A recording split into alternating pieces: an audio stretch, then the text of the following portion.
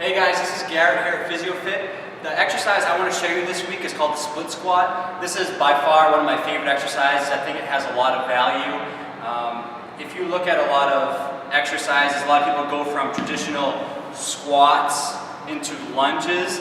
For me, I try to connect those two with the split squat, which is pretty much a stationary lunge.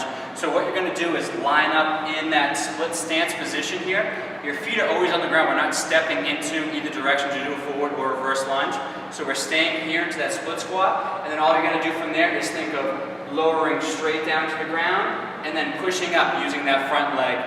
So pretty good exercise that gets a lot of stability through the hip, because if you think of this front leg, running, walking, we really need a lot of stability in that hip to prevent kind of that swaying and collapse motion there. So if we're up here nice and tall and we lower straight down, we're thinking the entire time about alignment. So I usually like to say where that second toe is pointing, that's where that knee should be facing. We don't want to go over the toes necessarily, but facing that direction. So straight down, second toe, knees aligned there, down touch the ground, and push back up.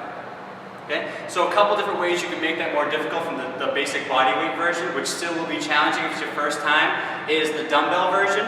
So if you have two dumbbells here, what I like to do is actually start from the ground. A lot of people will pick the weights up here, we'll get into position, sway around, the weights will pull you a little bit.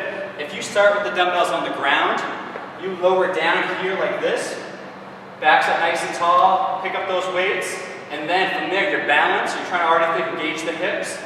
Drive up using the front leg, nice and controlled back down. Just make sure once you finish, a lot of people end up here and stop because they're used to it. You have to finish back down into that low position, drop down, and then it's easier to switch over to the other side. So that's really the second variation that is a little more challenging, adding as much weight as you need.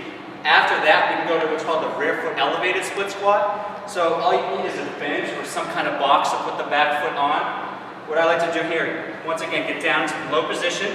You're almost as if you're in a hip flexor stretch here. So your knee is bent, your back foot is up on the bench, back's up nice and tall, and hold those weights or use body weight, and then same thing, pushing off the front leg and lower back down. So that version right there, a higher percentage of our body weight is on our front leg, so it gets a little more demanding, a lot more hip stability, preventing that front knee from collapsing in. But overall, a lot more difficult exercise. Great for runners, great for athletes, or someone that really needs to improve hip stability. So try that one out this week. Comment in, let me know what you think, and have a great week.